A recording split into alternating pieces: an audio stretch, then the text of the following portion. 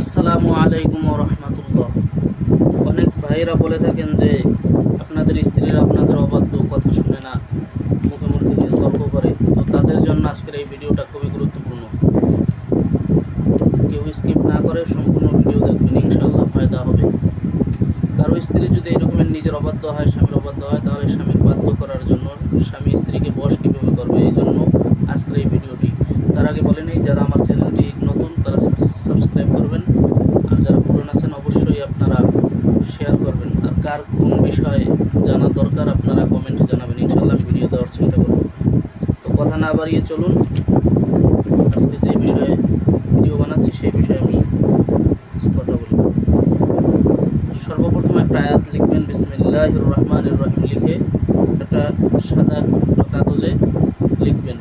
যদি পারেন আঙ্গুরের রস দিয়ে লিখবেন, না পারলে সমস্যা নেই, সাধারণ কালি দিয়ে লিখতে পারেন। সাদা টুকরা কাগজে লিখবেন, বিসমিল্লাহির রহমানির রহিম, কুল ইন্নাল ফাদলা বিয়াদিল্লাহি ইউতিহি মান ইয়াশা ওয়াল্লাহু যুল ফাদলিল আযীম। আয়াতটা আবার তিলাওয়াত করছি। বিসমিল্লাহির রহমানির রহিম, কুল ইন্নাল ফাদলা বিয়াদিল্লাহি ইউতিহি মান ইয়াশা ওয়াল্লাহু যুল ফাদলিল আযীম। আরবিতে লিখে তার নিচে আপনার স্ত্রীর নাম, স্ত্রীর মায়ের নাম অর্থাৎ আপনার শাশুড়ির নাম লিখবেন।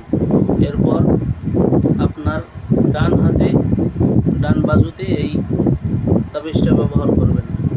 ইনশাআল্লাহ 3 দিনের ভিতরে আপনারা রেজাল্ট পাবেন।